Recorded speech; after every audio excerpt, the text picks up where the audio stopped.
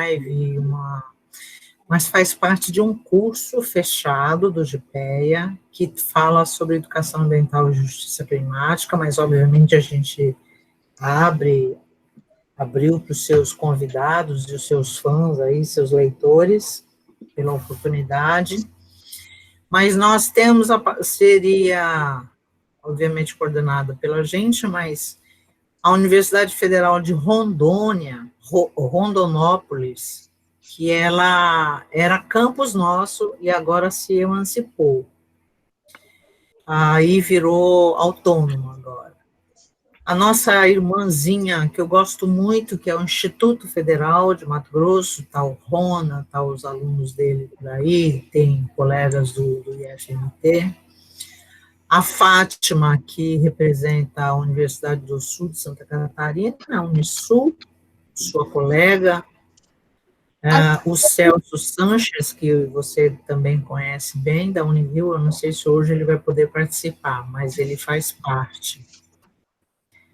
O Irineu, da UNB, Planaltina, e a Marilena, que vai moderar hoje, que é da Federal do Pará, e ela também está fazendo pós-doc, está terminando o pós-doc, né?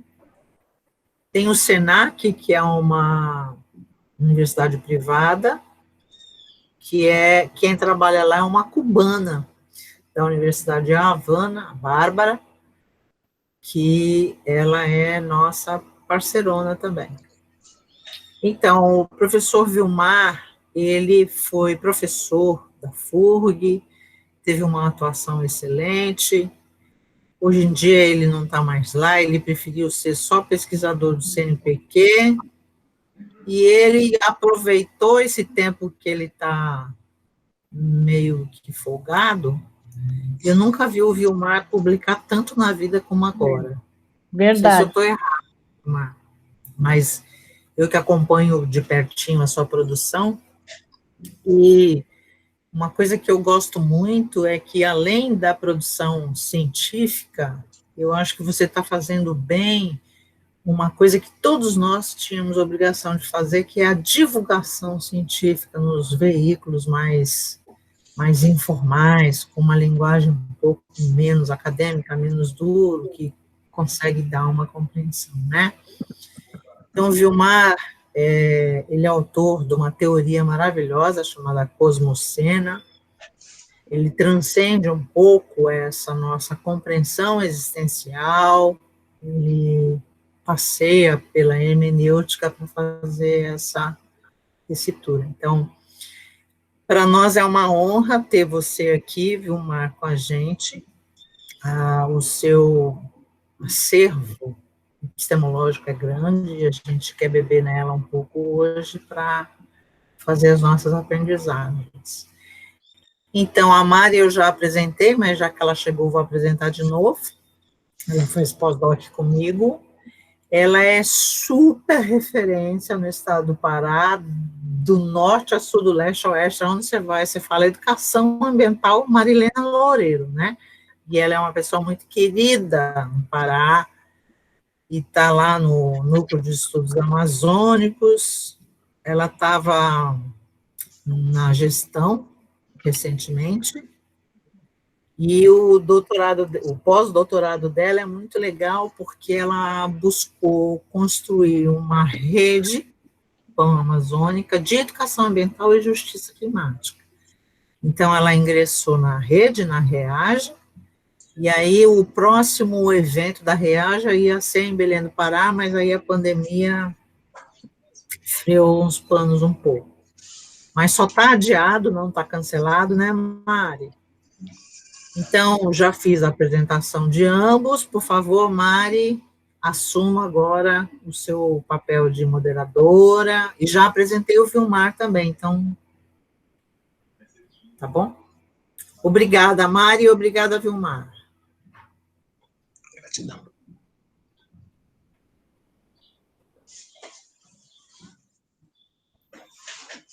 Marilena, seu microfone está desligado. Amor. Seu microfone, Mari. Estão me ouvindo agora? Sim. Ok. Então, enorme prazer estar aqui. Uma boa tarde a todos. Meus cumprimentos à Michelle, querida. Obrigada pela delicadeza das palavras. Enorme prazer estar com o professor Vilmar nessa tarde de hoje, junto do GPE. Professor, seja muito bem-vindo.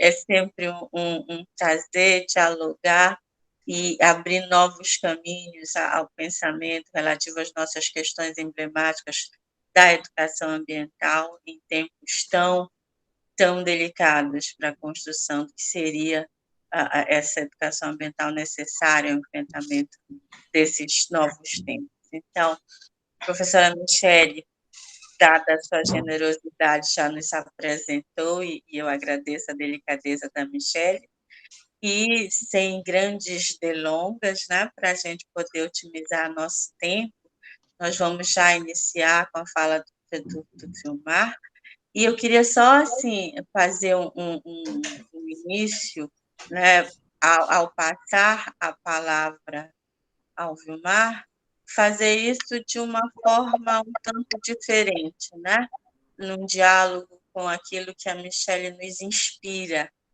E vou dizer que é desse lugar que eu trabalho, da Amazônia, do Núcleo de Altos Estudos Amazônicos aqui da UFPA, que eu queria me congratular com o Vilmar e com ele, né, antes do início da fala,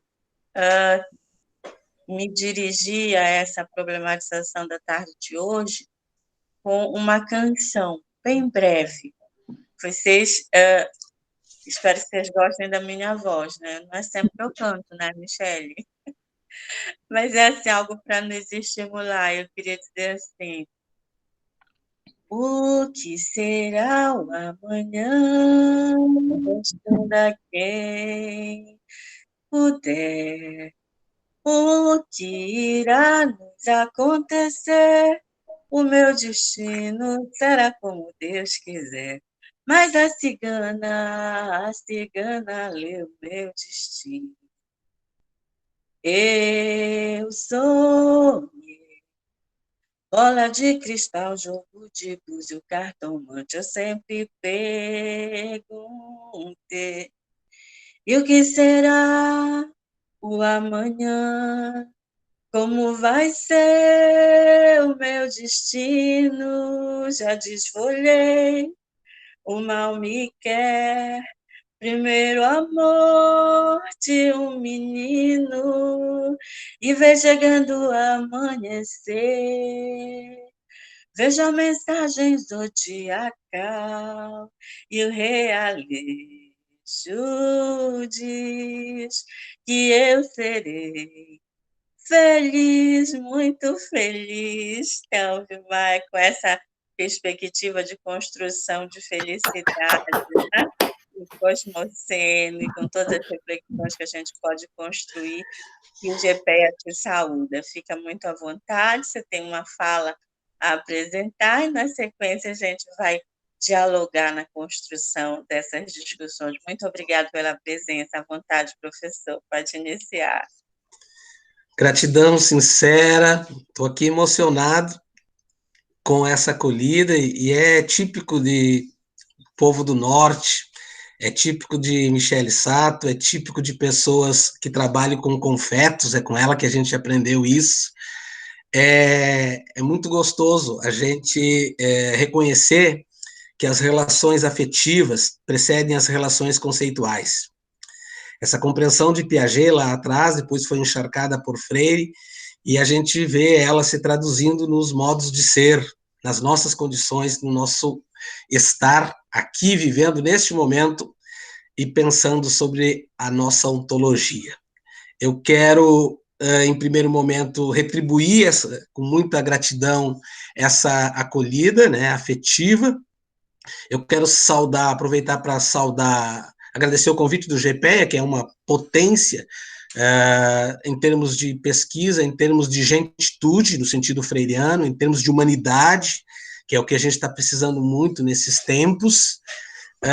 Ao agradecer o GPEA através da Michele Sato, né, nossa querida, eu abraço a todos vocês, né, e gostaria de um abraço especial para a professora Adriana Massai, da Unicentro, que está com a gente hoje, a Fátima, que está sempre junto com a gente, e, em especial, hoje tem um professor do Instituto Politécnico Nacional do México, que está na sala com a gente, o maestro doutor Rodrigo Florencio, que foi o primeiro lugar que acolheu o que será o amanhã, né? Nossa obra está na Biblioteca Nacional do México e ele está com a gente hoje também acompanhando. Então, esse GPEA, que já é internacional, se internacionaliza mais ainda, e o bacana é a gente poder, sem dúvida alguma, eu ouvindo Marilena dizendo, nossa, eu estou aqui, duro de frio, né, do extremo sul do Brasil, aqui do o gaúcho chama do garrão da pátria, né, que é uma expressão gaudéria, assim, lá do cantinho, a 180 quilômetros do Uruguai, e estou conversando com o norte, né, o norte do nosso Brasil, e recebendo o calor também do professor Irineu. Olha, a todos e todas, é uma oportunidade singular a gente estar junto, e eu vou pedir para vocês, antes que a gente entre na conversa, mas já estamos, porque são confetos, eu gostaria de pedir, em se tratando ao fato de que nós já chegamos a 54 mortes por hora no Brasil, eu gostaria de pedir um minuto de silêncio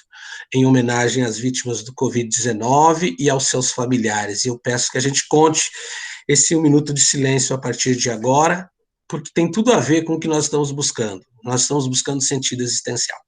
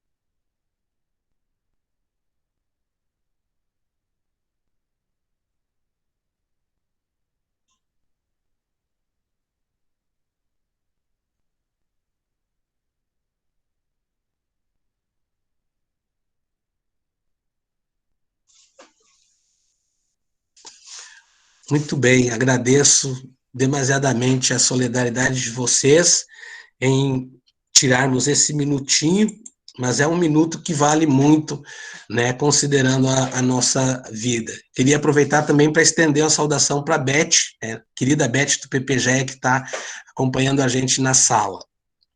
Eu queria, num primeiro momento, eu vou fazer uma fala de 35, no máximo 40 minutos, colocando o escopo geral da obra, e num segundo momento, acho que a gente abre direto para perguntas, e nas perguntas eu já posso ir contemplando questões relacionadas à ecologia cosmocena e às duas obras como um todo. Como a cosmocena já está mais, circula mais, então vou me deter um pouquinho nessa primeira. Uma primeira questão assim, fundamental é situar esse lugar de fala, né? A gente fala do campo, dos fundamentos da educação ambiental. O campo dos fundamentos da educação ambiental popular. É esse adjetivo que eu quero trazer. A educação ambiental popular, como todos já sabem, mas não cabe lembrar novamente, ela é um conceito que emerge em 1987 no México. E nesse conselho, o Conselho de Educação de Jovens Adultos, lá da CEAL, perdão, fizeram uma conferência, fizeram uma reunião, e naquele contexto lá de 1987, eles chegaram à conclusão que as questões do campo popular são convergentes com as questões do campo da educação ambiental. E daí surgiu, então, a necessidade de uma educação ambiental popular e que tivesse uma outra orientação epistemológica, uma outra orientação de racionalidade que pudesse dar conta daquilo que nós vivemos, que é esse movimento ambiental popular, onde não há segregação entre um e outro. Eu também gostaria de dizer que essa fala, ela também se dá a partir de um contexto, e aqui a gente vai falar de América Latina, de uma América Latina com 4.340.000 pessoas com contágios. E também é uma fala que se dá desse contexto brasileiro, chegamos lá às 2.400.000 pessoas com contágio, e de uma América Latina com 183 mil mortes, aproximadamente. Nós somos hoje o primeiro lugar no mundo com maior número de contágios. Associo também essa fala, a Michele já apontava anteriormente, com as questões do campo filosófico e aí da hermenêutica de Gadamer e do existencialismo de Martin Heidegger. Né? E o existencialismo de Martin Heidegger, para a gente dizer, não é mais uma configuração apenas abstrata, teórica, tanto o Sartre quanto o Heidegger vivenciaram situações extremas. O Sartre escreveu a náusea, né, o ser e o nada, nesses contextos. E o Heidegger também vivenciou situações extremas. E o Heidegger, ele nos diz que a primeira tarefa, né, a primeira tarefa da filosofia, a primeira tarefa do pensamento, é pensar sobre a existência. A existência é a nossa tarefa primeira. E eu penso que a pandemia do Covid-19 impôs esse imperativo para nós, que é justamente o imperativo de pensar a nossa existência.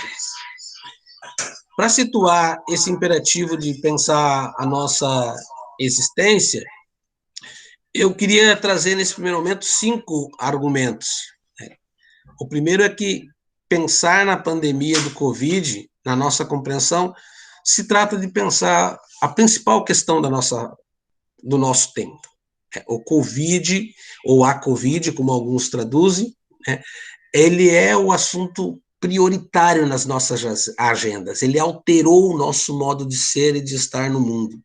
E se coloca a principal questão do nosso tempo. O segundo argumento é que o Covid é um imperativo imposto em nossas vidas e que vai mudar radicalmente a nossa vida.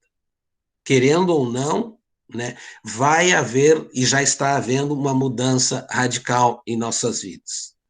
O terceiro argumento é a gente sempre situar na fala do Covid sobre a questão de um período pré-Covid, que a gente jamais pode esquecer, e que não é esquecido, tanto é que Boas Obras vem trazendo essa conversa, entre eles Condenados da Pandemia, trabalha com isso, né? Do tempo pré-Covid, que a gente não pode esquecer, e a outra questão é a delimitação de um tempo, uma certa necessidade que alguns encontram de falar de um contexto pós-Covid. O outro ponto que eu gostaria de destacar, antes de adentrar um pouco na estrutura da obra, é que a gente vive, de certa forma, uma época de grandes incertezas.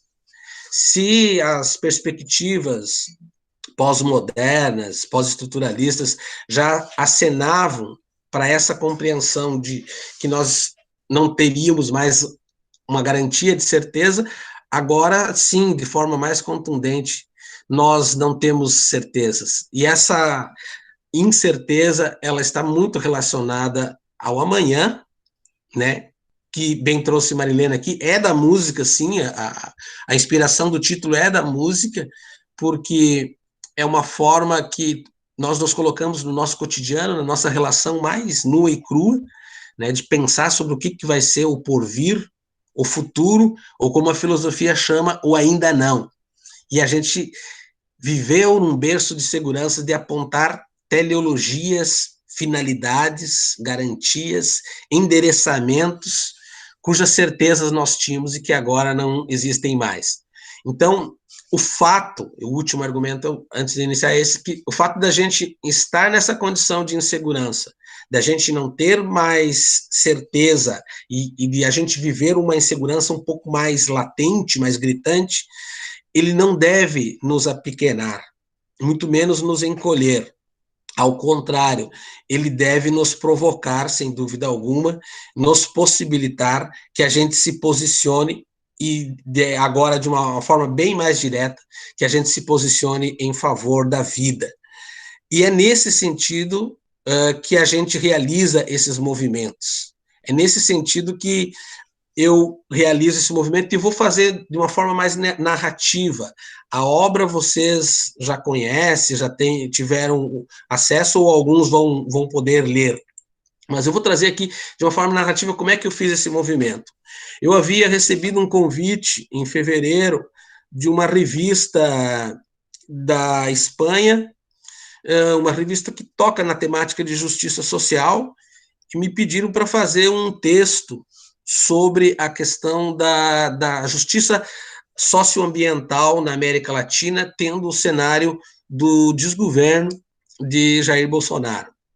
Então, eu estava começando, final de fevereiro, a pensar esse texto e começar a escrever sobre isso, tendo o olhar da América Latina. Uma vez que, em outubro do ano passado, nós tínhamos construído aquele dossiê, que pode ser acessado em outubro do ano passado, que foi o dossiê sobre educação ambiental e movimentos sociais em América Latina e Caribe, que foi lançado por ocasião do 2º Congresso Nacional do México de Educação Ambiental.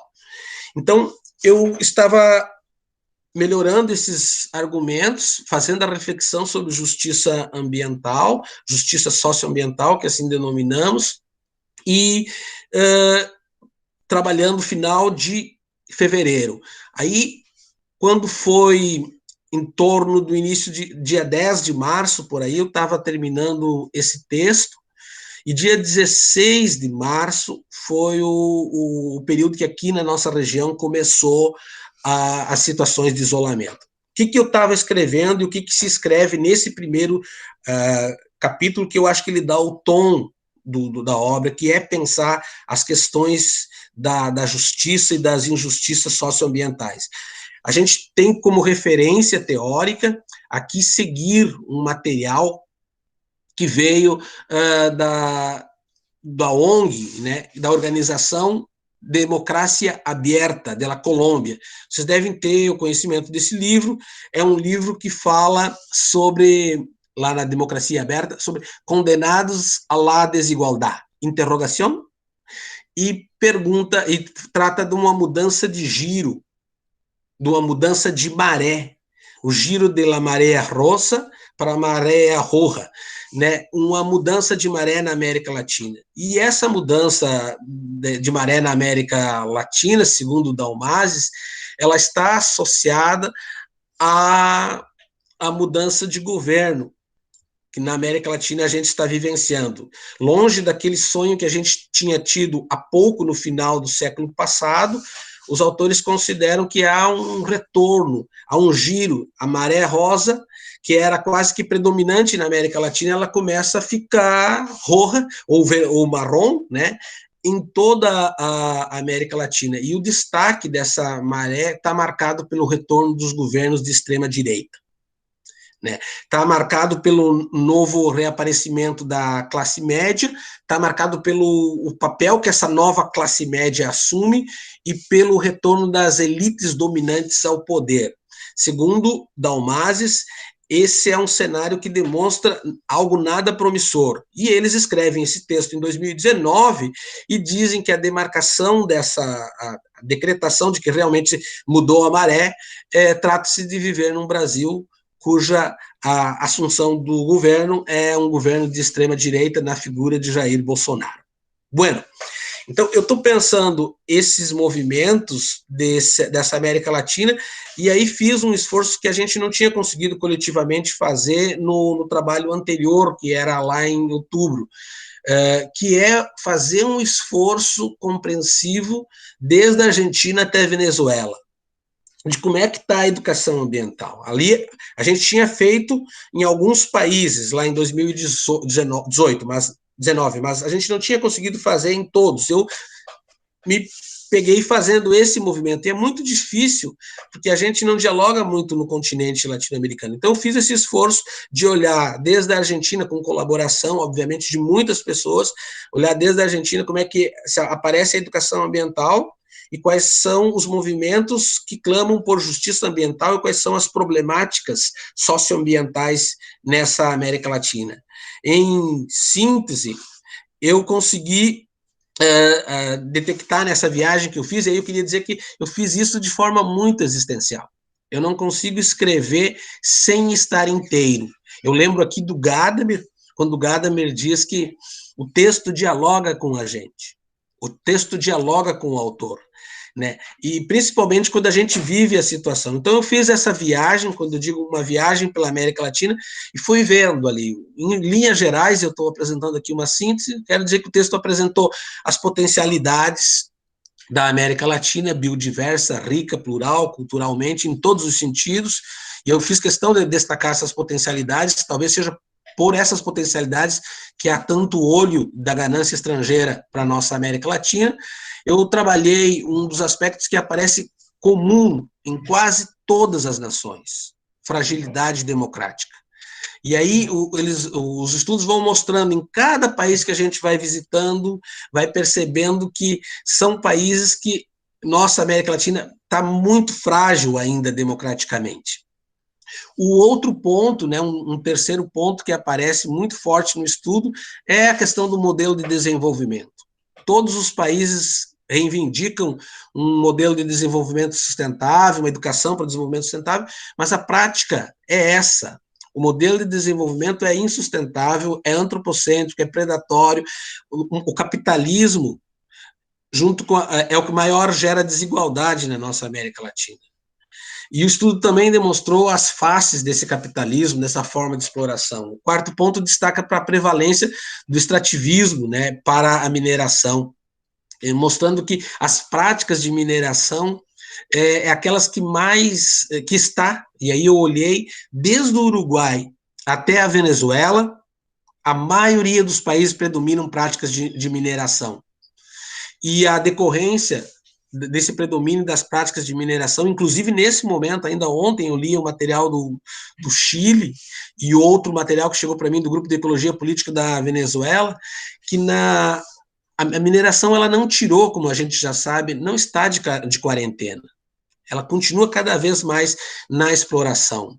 Então, essa prática da mineração é responsável. A população mais atingida pela mineração, como nós já sabemos, são os povos indígenas e as populações tradicionais. Essa situação criada na América Latina por um modelo de exploração, de desenvolvimento, o estudo demonstra que o que é mais grave, demonstra grande desigualdade. Talvez a desigualdade é o grande tema central de pensar a educação ambiental hoje na América Latina, mas é a questão da pobreza extrema. Em novembro, um diagnóstico feito pela CEPAL demonstrou que 63 milhões de pessoas vivem na nossa América Latina, viviam em novembro, em situação de pobreza extrema. E entre os países que se destaca a pobreza extrema, o Brasil está entre eles, né? E é muito forte essa compreensão da gente reconhecer que muito perto de nós, e agora a gente viu mais ainda com o Covid, as situações de pobreza extrema na nossa América Latina. São 63 milhões, eram em 2019, dezembro. Um outro ponto forte é a reivindicação por democracia nas ruas da América Latina. O estudo demonstra que Venezuela, Nicarágua, Chile e Brasil são os países que, nesse momento, têm mais movimento nas ruas, correndo atrás, né, lutando, né, expondo suas vidas na busca de reivindicações por democracia. O outro ponto mais forte do estudo destaca que o crime, a corrupção e o narcotráfico também são grandes aliados desses grandes sistemas de poder, muitas alianças e compromissos dos governos, e tem grandes grupos na América Latina pesquisando sobre a força do narcotráfico e da corrupção que vão mitigar a vida de muitas pessoas, junto com esse sistema todo, né? Há um estudo, há um ponto comum também no estudo, que é um oitavo ponto, destacado já por Michele Sato, destacado por Marília Torales, o ano passado, no Congresso Internacional de Educação Ambiental, e destacado agora em 2020 pela Sato, que é o grande aumento nos movimentos migratórios na América Latina. E aqui nós tínhamos aquele cenário mais tradicional, que era do México. Agora aumenta mais. Honduras tem muitas pessoas, são 6 milhões de pessoas saíram da Honduras em busca de emprego. E agora a associação da migração com o fenômeno da migração ambiental, que isso vocês conhecem bem e Sato trabalha com isso como referência. Mas esse é um fato que vem mudando as paisagens latino-americanas. O estudo demonstra, quando a gente pergunta sobre que concepção de educação ambiental orienta a nossa América, é uma concepção de uma educação ambiental de base conservacionista. Isso aparece predominantemente, muito forte no estudo, e o grande desafio é a gente trabalhar com uma educação ambiental de abordagem crítica. Não significa que não hajam. Há grandes movimentos, principalmente na Colômbia, no Chile, no Brasil e no México, que é muito forte em movimentos sociais, no Peru também, movimentos de mulheres na Bolívia e no Peru, reivindicando mudanças políticas, sem dúvida alguma. Mas a predominância nos governos, nos estados, inclusive na Costa Rica, que é um dos países que tem o melhor índice de sustentabilidade, Costa Rica e Uruguai, na América Latina, é a predominância da educação ambiental de base conservacionista, e ainda significa que a gente tem muito movimento ainda para trabalhar nessa perspectiva da educação ambiental crítica. Esse foi um movimento que a gente realizou no primeiro estudo, no primeiro ensaio. O segundo ensaio já é ali uma situação que eu estou vivendo muito mais forte, né, que é no isolamento. Começo a pensar a partir da condição de isolamento e me veio uma preocupação. Cada linha, cada frase desse artigo Existência Ameaçada é o que eu estou sentindo. Ele me arrebata, né, as minhas entranhas, ele está no meu DNA, porque é um artigo simples a princípio, mas ele está tentando dizer, e aí? Chegou o Covid, a gente mudou o ritmo de vida, todos nós mudamos. Antes nós estávamos no ande, pare, consuma, aquela correria, falta de tempo, e aí o Covid vem como um imperativo, e aí qual é que é a principal questão a pensar? Que existência é essa que eu estou pensando? Né? Pensando na lógica dos existencialistas, que não é a essência que precede a existência, mas é a existência que precede a nossa. E aí vem, que existência é essa que eu estou tendo? Como é que significa pensar? E nesse movimento de tentar entender essa existência, eu dou uma olhada pela fenomenologia, vou lá para o Heidegger, olho um pouco para o Sartre, mas vou olhar para quem está perto de mim, começo a olhar que a gente começa a mudar os nossos hábitos, a gente começa a ficar mais em casa, há uma mudança fora de sério no nosso modo de ser, por isso digo, na nossa ontologia, no nosso modo de ser e de estar, a gente já não consegue mais sair, mas tem que ficar parado, e se ficar parado significa movimento de reflexão no primeiro momento, e eu começo a pensar numa das propostas que é o que a gente chama, e eu vi esses dias o Dussel falando, mas eu isso no livro, né, que é a questão da redefinição ontológica. Quer dizer, eu começo a buscar qual é o sentido que tem existir. E aí, não sou eu, mas todas as pessoas começam a pensar, nossa, o que está acontecendo? A gente começa a mudar as práticas, os filhos não vão mais para a escola, você fica, né? Essa situação de enclausuramento.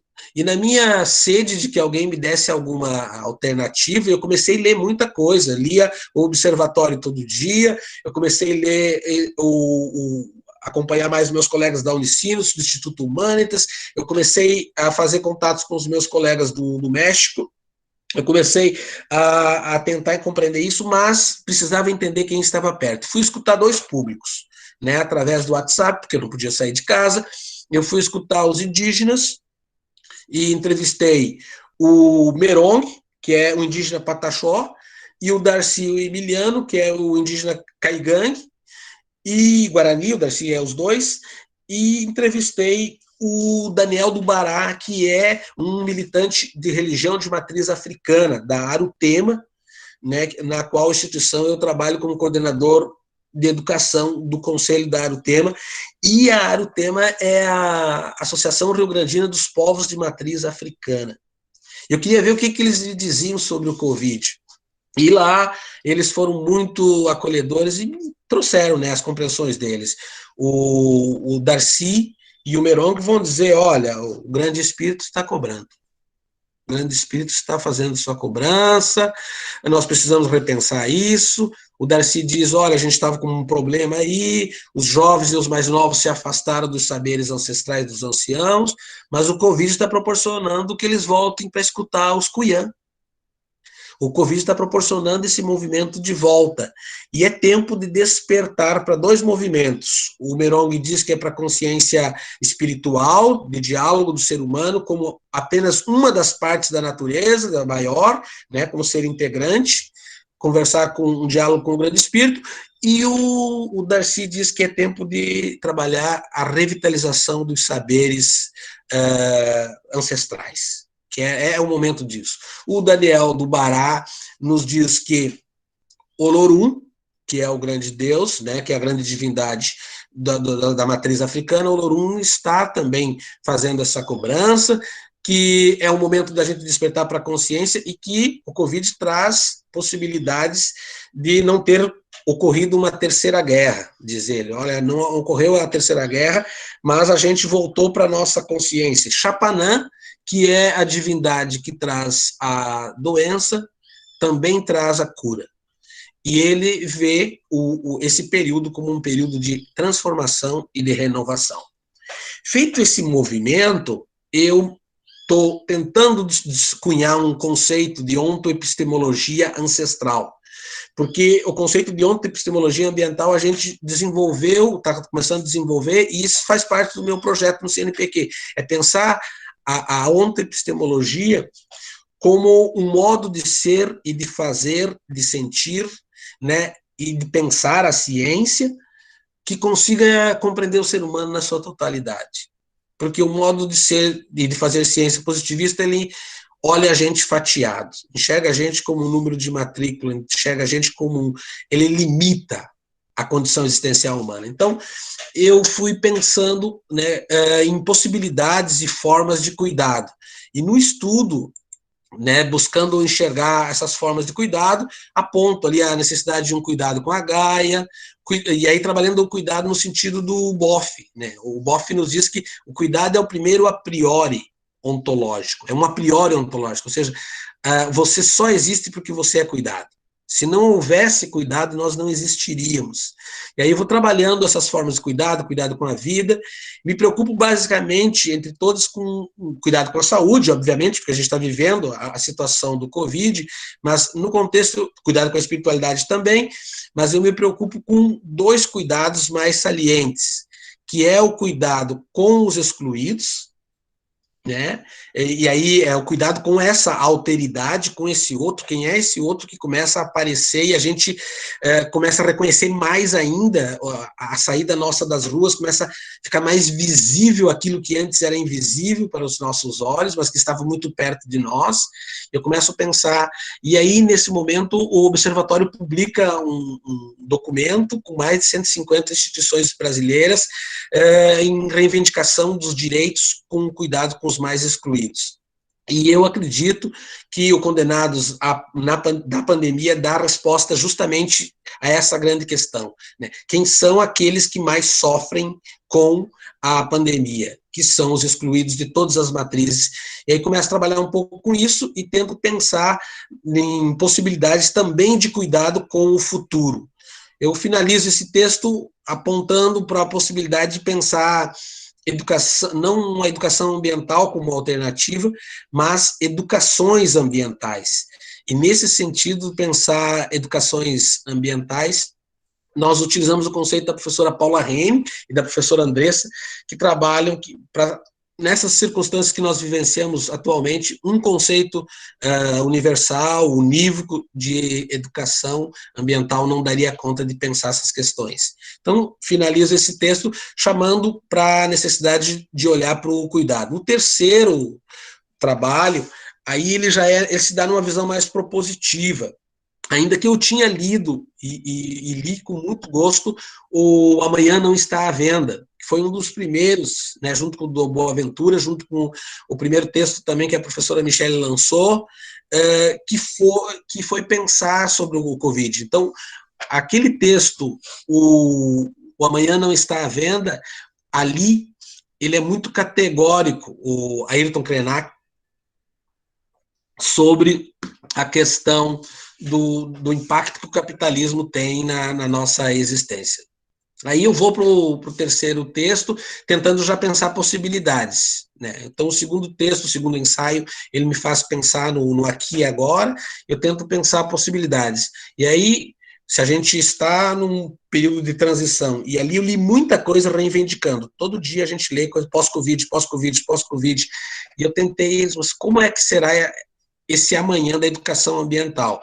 E aí eu parto de um conceito, né? Se a gente está em crise, algo deve estar em crise, e eu parto do que o conceito da modernidade capitalista, né? O conceito do modo de produção capitalista, mostrando essa crise a partir do filósofo, né? Do epistemólogo aí, Thomas Kuhn, trabalhando o conceito de crise de paradigma.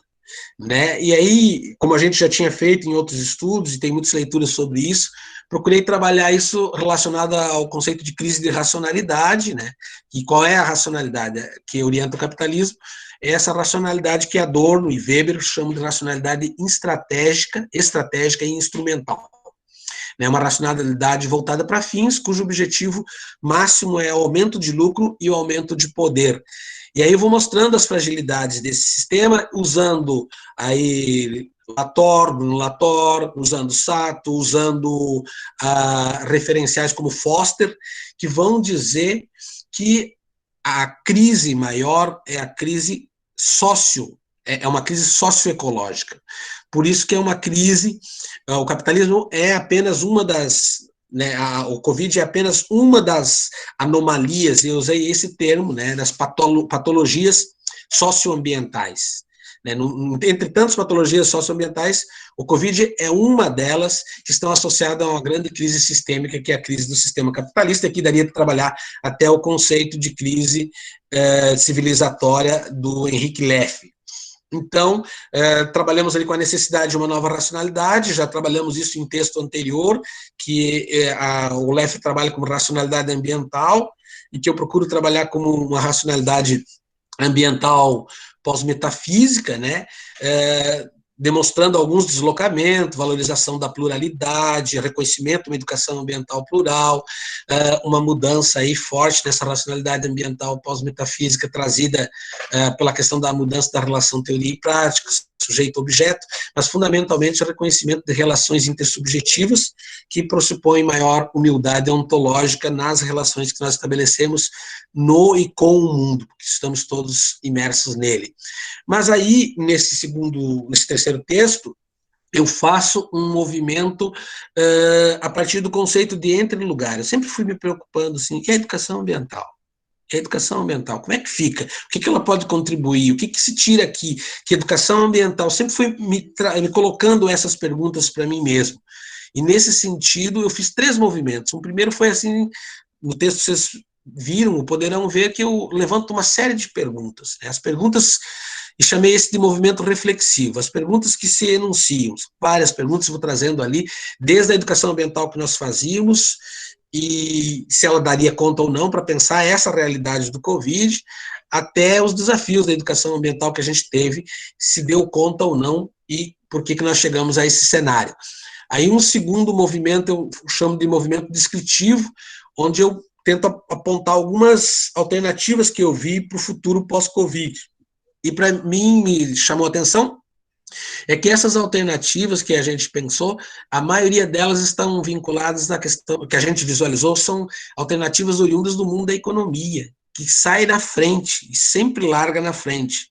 Os economistas largam na frente buscando ditar o ritmo. Paralelo a isso, a gente estava vivendo toda a problemática.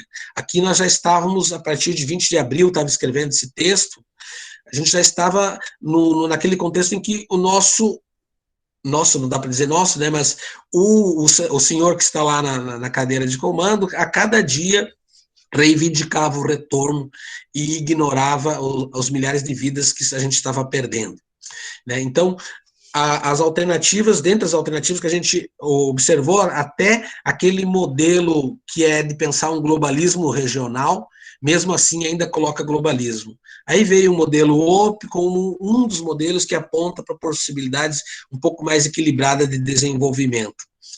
Eu fui olhando para isso e surgiu a necessidade de eu propor. Então, nós propusemos nesse terceiro artigo uma perspectiva de uma ética ambiental para uma sociedade pós-Covid, onde a gente pegou alguns princípios ali. Eu desenvolvi melhor, estamos desenvolvendo melhor essa perspectiva de uma ética ambiental para a América Latina e Caribe, no texto que vai sair na revista brasileira, nesse dossiê que vai ser lançado entre esses meses, entre agosto e setembro, que vai estar discutindo melhor isso. Mas ali a gente aponta, então, revisitamos para o conceito de existência, uma ética deve considerar a questão da redefinição das relações de consumo, a necessidade de cuidado com os excluídos, reconhecimento da alteridade, a necessidade de um compromisso político mais contundente, né, e efetivo em valor, né, da democracia. E aí eu trabalho o conceito do Richard Hort, que é o conceito de redescrição. Né? O Hort trabalha redescrição como a ideia de escrever de novo.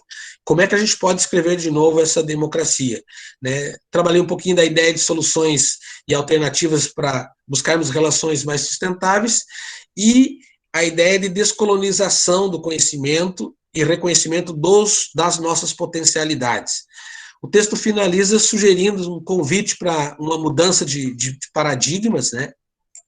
Mais pautada nessa busca desse amanhã, mais ou menos, e chamando a responsabilidade para que escolhas nós estaremos fazendo nesse futuro. Eu uso o referencial da ética como alternativa.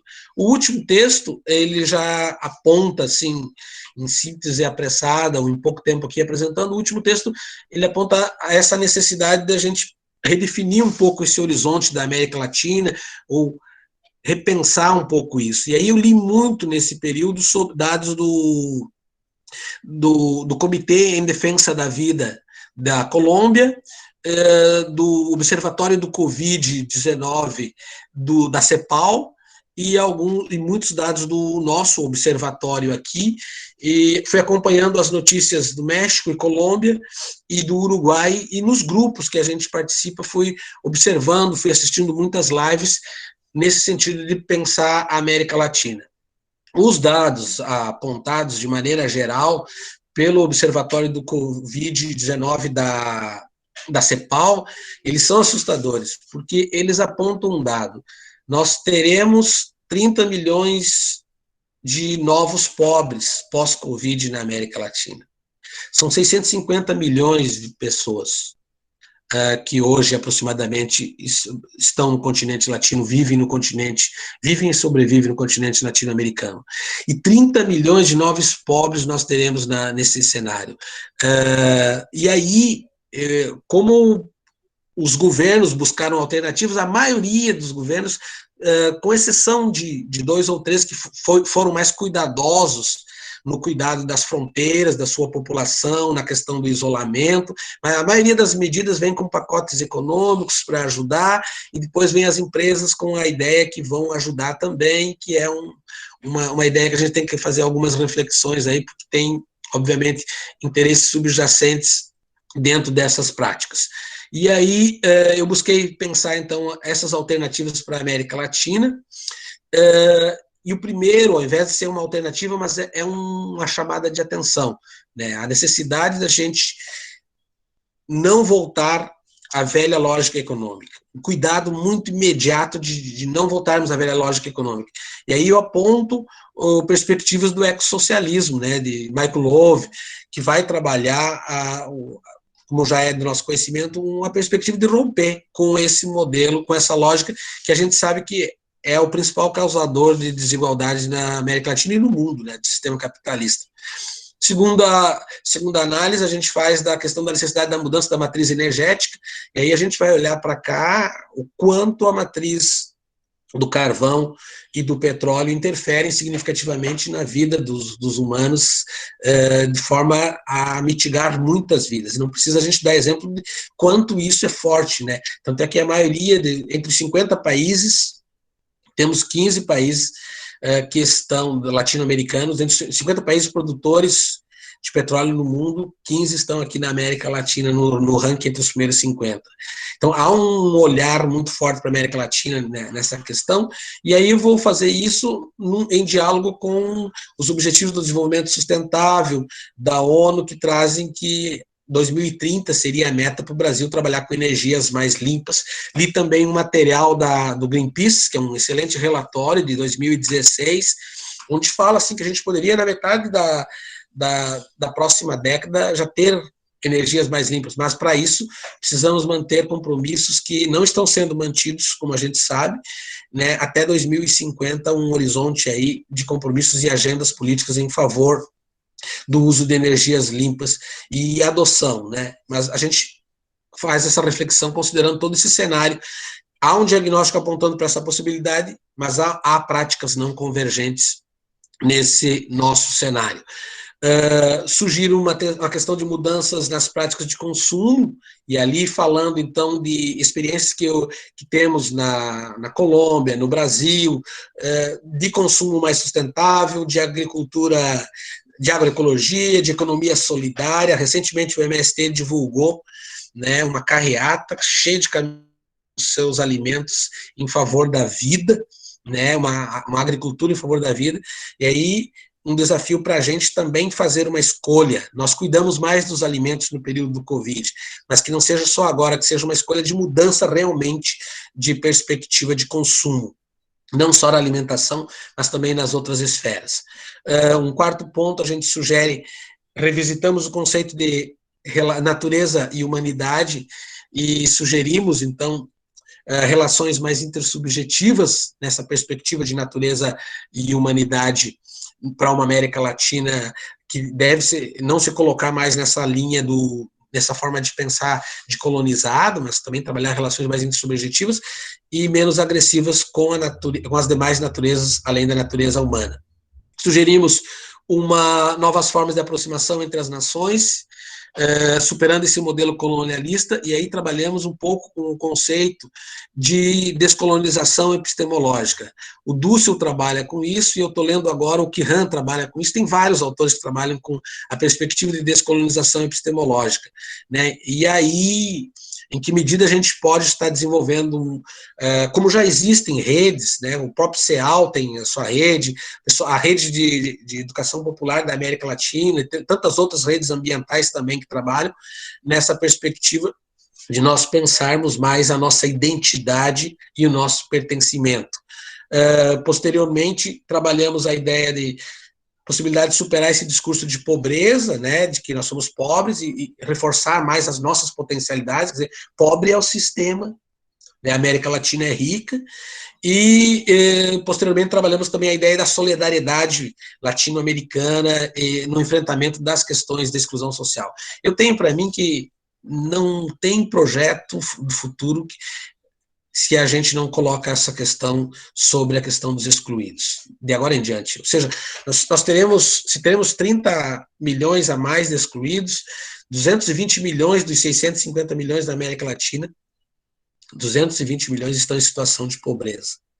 E aí tem ainda outras formas de exclusão. Então, nossos projetos em educação, a primeira questão é em que nosso projeto vai considerar a questão dos mais excluídos. Aí a gente sugere, então, a reinvenção de sistemas políticos mais democráticos, né, a partir de retomar a questão da democracia, valorização latino-americana da nossa identidade, dos povos tradicionais. Ali falei da Pachamama, falei da ecologia cosmocena, ali a gente reivindica também a filosofia andina e tantos outros saberes que nós já temos aqui, né, movimentos populares que existem, né, cultura do bem viver e tantas outras que servem de referencial para nós repensarmos a forma como estávamos agindo e sendo até então. E nessa questão também de valorização dos saberes latino-americanos, a gente destaca o exemplo de Cuba, né? No meio de plena Covid, no meio de plena pandemia, ela demonstra uma independência e uma autonomia no enfrentamento da doença, né? E o último ponto, não menos importante, mas talvez um dos mais importantes, é que na nossa compreensão, o Covid, ele acelera, a nossa compreensão, o Covid acelera a necessidade da pauta das mudanças climáticas. Né? Já sabíamos, mas os compromissos sempre, como foram mostrados por estudos, não eram assumidos efetivamente. Então, eu vejo a centralidade, no contexto pós-Covid, a centralidade da temática da educação ambiental. A educação ambiental deve sair de um contexto periférico e assumir a centralidade das nossas pautas. As mudanças climáticas é o primeiro ponto, né? Diante da tamanha injustiça e da tamanha desigualdade e da mitigação da vida que cada dia a gente está vendo nesse processo. Então, em linhas gerais, é um pouco desse horizonte que nos movimenta, né? Desculpe se eu demorei aí, mas é um pouco desse horizonte, e a partir desse horizonte é que a gente está buscando essa chamada redefinição ontológica, que é a redefinição no nosso modo de ser e de estar no mundo. Gratidão, e vamos abrindo para a conversa aí, para a gente continuar e trazer outras questões que vocês queiram, principalmente quero escutá-los. Obrigada, Vilmar. Enorme prazer estar te ouvindo. E acho que assim, as questões todas que você apresenta, que foram objeto da leitura de quem está aqui, né, necessariamente iriam implicar um tempo maior para a maturação, né? E a gente vai tentar, na condução desse espaço dialógico aqui, se aproximar melhor, né, das suas formulações. E aí, para iniciar nossos debates, e a gente vai abrir a essa possibilidade a todos que estão aqui presentes na sala, tentando ser bem objetivos, mas eu queria, assim, iniciar dialogando um pouco com a formulação que você traz para nós na tarde de hoje, e as preocupações, né, no que se refere ao mapeamento que, de algum modo, você formulou na relação com as práticas de educação ambiental e seus instrumentos de formulação legal, como é que isso está colocado para o cenário latino-americano. E diante de tudo que a gente está vivendo, né, de aprofundamento das assimetrias globais, que você trata de uma forma tão interessante, do ponto de vista da aceleração da racionalidade capitalista e das suas consequências para o campo de ampliação das desigualdades, né? E que é tão evidenciado com a eclosão da pandemia. E a pauta ambiental de um cenário periférico passa necessariamente a tomar uma outra feição, ainda que permaneça negada, né, do ponto de vista da política mundial, da política latino-americana. Então, na verdade, a gente vive sempre uma contramão, né, a coisa da contramaré. Então, para pensar, né, no que seria essa perspectiva de uma ontoepistemologia ambiental, qual, de fato, seria o nosso, ou se não dá para falar no singular, mas, assim, em princípio, né, quais seriam os desafios mais emblemáticos para essa educação ambiental latino-americana, ainda tão vinculada às suas referências históricas de origem, né, naquela lógica do comportamentalismo norte-americano, na lógica prescritiva, na negação da natureza, ou numa visão pontual. Quer dizer, como é que a gente consegue se abrir para pensar numa nova ética, né, numa nova escuta à natureza, né? O que a pesquisa toda que você vem desenhando em relação a pensar a construção de futuro a partir de uma epistemologia que dialoga com um conjunto muito mais amplo de matrizes, como é que isso tudo desenha para nós um novo cenário para a educação ambiental latino-americana, né? E a partir dos nossos locais, né, dos nossos lugares de fala, estejamos na Amazônia, estejamos no Rio Grande do Sul, estejamos no Mato Grosso, em todos os lugares, né, dessa nossa diversidade latino-americana. Então, eu queria falar um pouquinho disso, e, na sequência, abrir, acho que a gente faz, não sei se Michele me acompanha, a gente faz um bloco de 3 questões, e uma responde ou dialoga com as questões, e a gente abre um novo bloco, pode ser assim?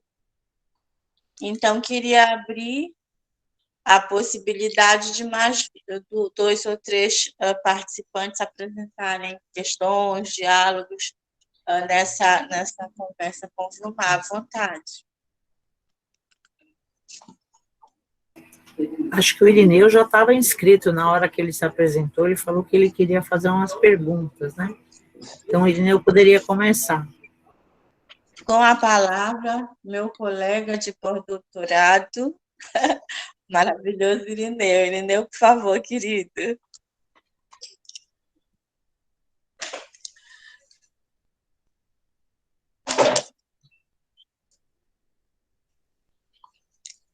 Estão ouvindo, Irineu? Não. Irineu, não estou te ouvindo.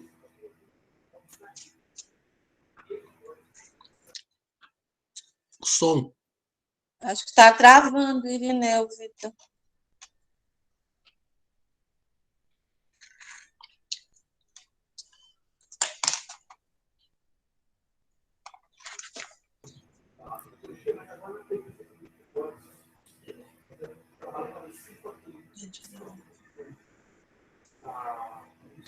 Não dá para ouvir, eu acho que está muito baixinho. Enquanto o Irineu está se resolvendo com o som lá, alguém quer falar no lugar dele?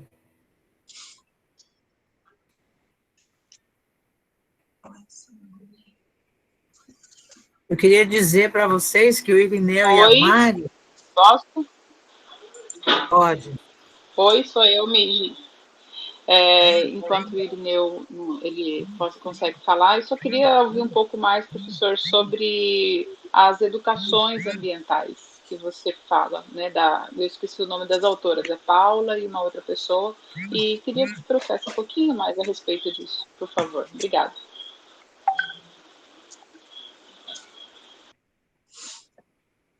Vamos voltar para o Vilmar, então, enquanto eu estou organizando o Vilmar.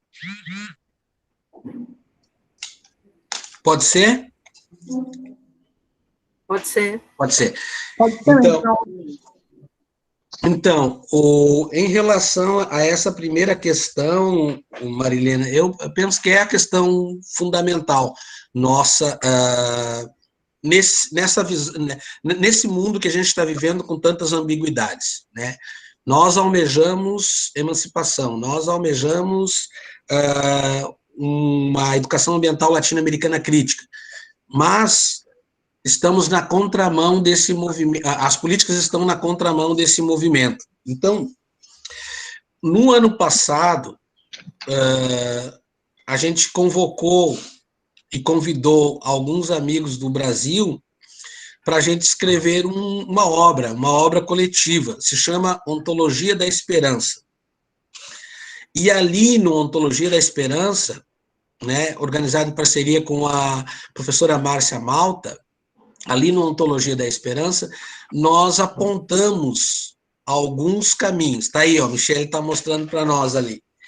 No Ontologia da Esperança, nós apontamos alguns caminhos, mas o importante desse apontar alguns caminhos é que são miradas, como se diz em espanhol, são olhares coletivos sobre como enfrentar isso, né? Sobre como enfrentar.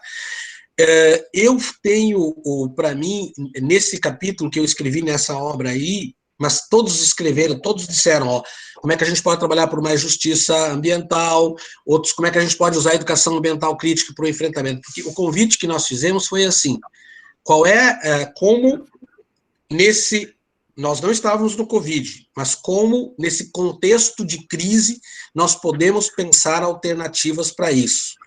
E a professora Michele e a Cássia, que estão aqui, disseram, olha, nós vemos o caminho da justiça ambiental, e apontaram por lá. O Loureiro disse, eu acredito que a saída para essa crise vai pela educação ambiental crítica, né?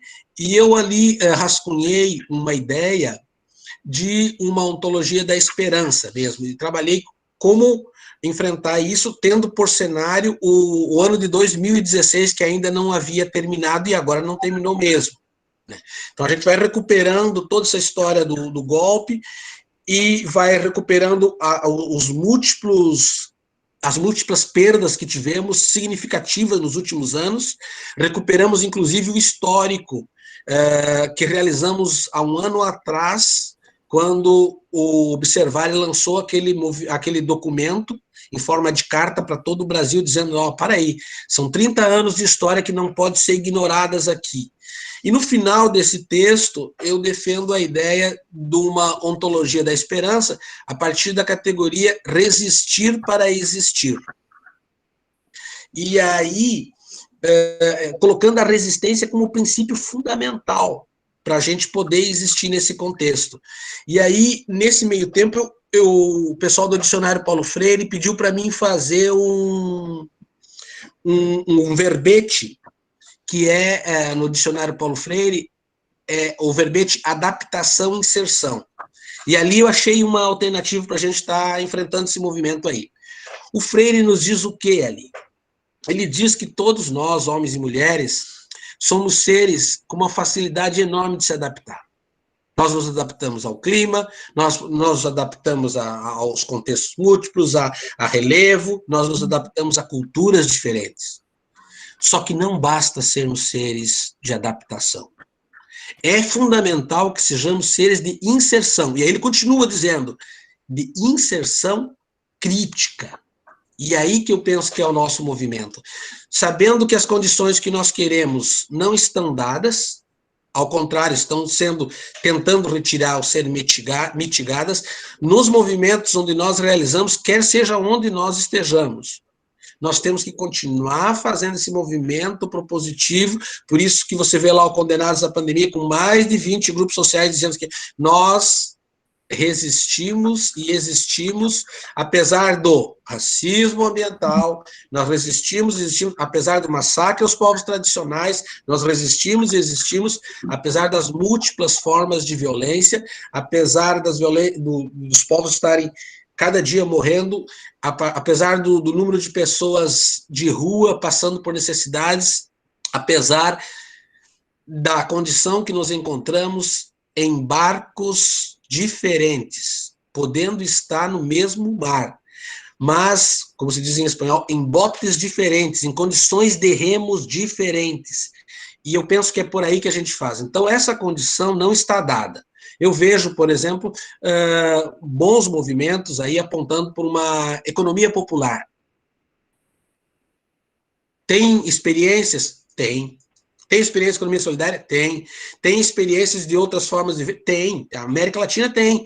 Mas tem uma predominância de um sistema que nos engole. E é contra ele que a gente tem que enfrentar. Então, cada dia é um movimento a ser construído. E eu fiquei muito contente quando fiz a fala para o México e um rapaz da Colômbia me falou, diz, professor, a perspectiva da educação ambiental crítica no Brasil é mais potente do que nos outros países. Precisamos mais disso. Temos muita educação ambiental conservacionista. É fundamental, é o primeiro movimento, mas temos que transcender isso. Então, uma tentativa de esboço dessa primeira questão que você me trouxe.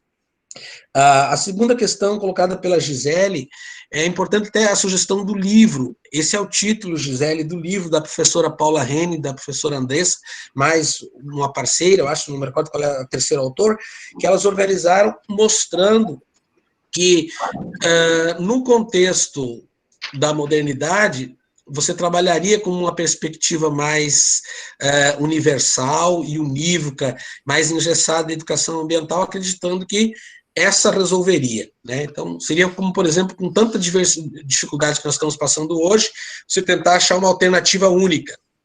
O Lima Vaz, um grande filósofo, ele diz que, no contexto atual, um conceito de razão única não dá conta mais de explicar a realidade. E é nesse sentido que elas postulam, a partir do pós-estruturalismo de Michel Foucault, educações ambientais, mais plurais, mais diversas, tentando se abrir para aquilo que sempre esteve aí. Porque a realidade sempre foi plural, e sempre foi diversa. A gente que não reconheceu, né? Usamos formas hegemônicas pelas nossas formas de colonização do saber, pelas nossas formas como a gente foi se impondo.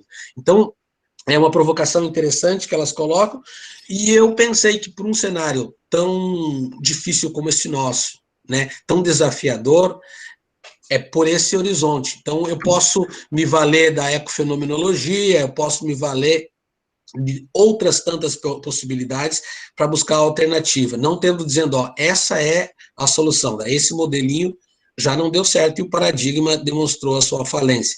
Agora, é importante pensar educações ambientais como possibilidades plurais de educação que consigam enxergar um pouco dessa totalidade existencial em diferentes cenários que vivenciamos a IA. Uhum. Obrigada, Vilmar. Queria saber se o Irineu já consegue falar, Irineu. Se não, outras pessoas fiquem à vontade para apresentar as suas questões. Eu gostaria. Por favor, querido. Estão me ouvindo agora? Agora sim, Irineu. Então vamos ouvir o Irineu e depois a Fátima, tá? Obrigada. Pode falar, Irineu. Desculpa, eu estava no laptop, agora estou no celular, não sei o que houve aqui. Vilmar, em tempos covidianos como esse, é muito bom te ouvir. Sua última obra, os 4 ensaios, acho que são ensaios muito relevantes e que dialogam muito com a nossa contemporaneidade e, sobretudo, com as nossas incertezas e indagações, né? Compartilho muito o que você pensa nesses 4 ensaios, né? Eu acho que ele contribui porque ele apresenta um panorama, uma fotografia, um raio-x da educação ambiental na América Latina, do seu estudo, né? Você pega aí Guatemala, Honduras, Costa Rica, Cuba, Argentina, Equador e outros, né? Isso, para mim, foi muito bom, por poder ter algumas informações sobre nossos países irmãos aqui ao lado, são nossos vizinhos, e a leitura preponderante hegemônica descarta completamente. Eu acho que isso é muito rico. Mas me chamou muita atenção como a educação ambiental para eles são voltadas para desenvolvimento sustentável. Eu queria abordar do seu trabalho, eu acho que assim, é um trabalho importantíssimo, mas tem 2 conceitos que você recorre, às vezes como citação, às vezes como referência, eu não sei se eu... É o conceito de mudanças climáticas, né, que a gente está trabalhando mais como emergência climática, e mudança climática dá uma sensação de algo natural, e crise e emergência e colapso dá a dimensão mais sociopolítico e transformadora desse tema, é um tema que a gente está trabalhando agora. É questões claramente conceituais, tá? Uma outra abordagem que eu vejo muito no seu trabalho é esse conceito de desenvolvimento sustentável, né? Eu tenho aqui um pouco da resenha que eu fiz a leitura, e aqui você trabalha aí sobre o primeiro ensaio, né? Trabalhei para o sustentável, Costa Rica, Equador, Haiti, achei muito legal a experiência que Cuba, do Panamá, da Nicarágua, e sobretudo do México, né, onde possui muita pesquisa na área, como você afirma, mas sempre educação ambiental numa perspectiva conservacionista, ainda muito biológica, muito biocêntrica, numa perspectiva de um conceito de desenvolvimento sustentável, que são conceitos antagônicos, no meu ponto de vista. O desenvolvimento não é complementar a sustentável, sobretudo nesse modelo hegemônico capitalista. Nessa lógica capitalista de rapina da natureza, né, desenvolvimento jamais será sustentável. A gente vê aí, a Petrobras faz desenvolvimento sustentável, o Banco Safra faz desenvolvimento sustentável, a Vale faz desenvolvimento sustentável. Eu não sou muito fã desses economistas ecológicos, mas tem o José Eli da Veiga, o Clóvis Cavalcante, o Bruseca, a Bruma Vaios, os nossos economistas ecológicos daqui.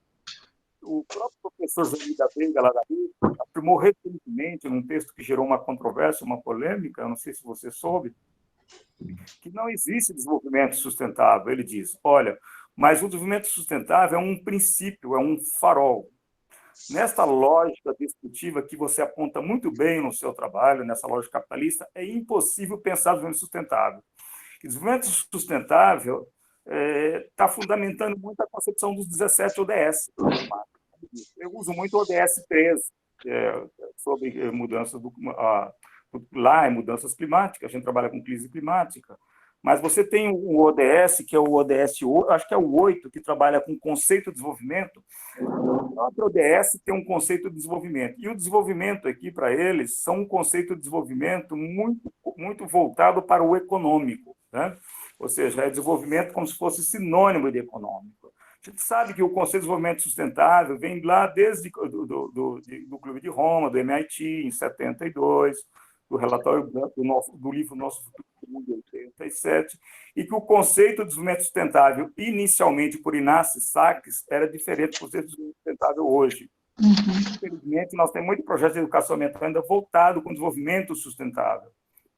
O seu trabalho, a sua crítica, a sua narrativa e a sua compreensão de projeto societário de educação ambiental, ele é muito mais sustentabilidade socioambiental, e você afirma isso, mas em algum momento é citado desenvolvimento sustentável, ou busca dessa concepção de desenvolvimento sustentável, como na página 30, por exemplo, você cita uma experiência de um país socialista, que é a Lei Orgânica Ambiental de 2006, da Venezuela, em que a gestão ambiental na Venezuela é voltada para o desenvolvimento sustentável. A Venezuela, que se diz um país socialista, e aí, mas gostei muito lá no final, você trabalha com a noção do lá, que é aquele conceito de ecossocialismo, com o qual eu concordo, né? Mas, por exemplo, a própria Venezuela, que se propõe a ser um país socialista, e eu gostaria que fosse socialista, tem uma proposta ambiental voltada para o desenvolvimento sustentável. Desenvolvimento neste modelo hegemônico preponderante jamais será sustentável, e você consegue mostrar isso, né? Você trabalha com a perspectiva de sustentabilidade, uma sustentabilidade diferenciada, né? Ainda um outro ponto que me chamou a atenção no seu trabalho foi o terceiro ensaio, o que eu mais me apaixonei, foi a pós-Covid. Eu acho que você traz algumas questões fundamentais e importantes, e você faz uma pergunta, né, sobre a educação ambiental. Será que essa IA que nós fazíamos, principalmente aqui no Brasil, ela contribui para a gente superar? Será por que nós não tivemos êxito, né, para superar todo esse quadro de falência, de instabilidade social, de desigualdade social? Você dá uma ênfase muito grande na desigualdade social e que a educação ambiental tem que trabalhar como grande eixo temático a desigualdade social, né? Aí você diz que o que nós fizemos de errado? Você não usa essas palavras, mas assim, o que é a educação? O que nós temos que fazer para reverter esse quadro? Então, eu gostaria de ouvir de você um pouco isso. O que nós, da educação ambiental, deveríamos fazer para reverter esse quadro de esgotamento e de falência desse paradigma científico moderno, desse modo de produção predatório capitalista? Essa é uma pergunta. Segundo o professor Felipe Lahargues, num texto recente dele, chamado Manifesto para uma Educação Ambiental Indisciplinada, o grande problema da educação ambiental é que ela se inscreve hoje numa lógica de dominação oculta, na visão dele, né? E ele diz que em toda a história da educação ambiental no Brasil, sobretudo recentemente, a educação ambiental ela foi totalmente domesticada pelo currículo, nas palavras dele, totalmente domesticada pelo currículo oculto do ambientalismo de mercado. Ele diz que a educação ambiental foi aparelhada ideologicamente, ela se tornou um modelo conservador e reformista de educação.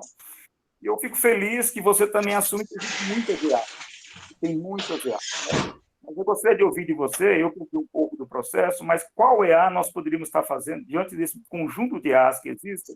Qual a compreensão de educação ambiental que a gente poderia estar desenvolvendo hoje para enfrentar a desigualdade? Lembrando, quando a gente aborda a desigualdade social, nós estamos falando de classes, é um retrato dos grupos de interesses que existem nessa sociedade.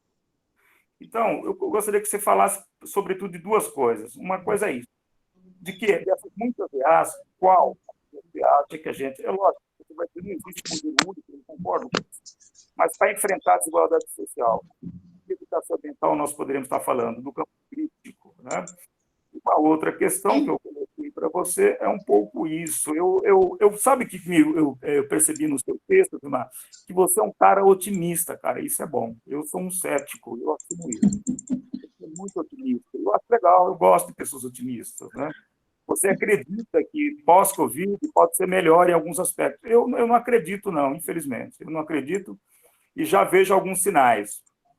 Vejam vocês a notícia, e você reafirma muito a questão da desigualdade social, 42 milionários brasileiros, um estudo da Oxford, 42 milionários brasileiros lucraram 34 bilhões, isso só na pandemia, 34 bilhões de reais. Ainda na semana passada, o presidente da Metrópole, o nosso líder lá da Metrópole, o Donald Trump, como diz um colega meu, vai comprar todos os lotes da vacina da Pfizer, né? Já destinou todos os lotes, disse o seguinte, todas as vacinas da Pfizer a Pfizer virão para os Estados Unidos. Então, Vilmar, eu tenho a sensação que é o seguinte: quando você põe uma cenoura no liquidificador, não tem jeito, sai cenoura. Eu acho que eu não sou tão otimista com o pós-Covid, não. Eu acho que esse sistema ele virá, inclusive, mais severo, ele virá ainda muito mais opressor. A gente está visualizando isso, tá bom? E parabéns pelo seu trabalho. Gratidão à minha amiga Marilena, começou a falar e caiu tudo aqui, tá bom? Obrigado. Parabéns. Obrigada, Irineu. Queria agradecer pela brilhante análise, né, pela resenha crítica ao trabalho do Vilmar. E queria passar para a Fátima para apresentar a questão, na sequência para uma fala, não é melhor? Obrigada, Irineu. Fátima, por favor. Ok.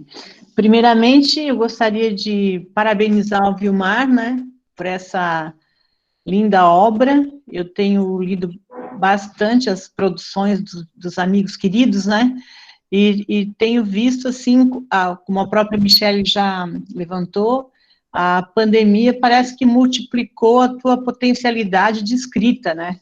O vírus, se não te afetou, ele te afetou de uma outra forma, porque a efervescência aí, né, assim como a Michele também estão burbulando aí muitas produções.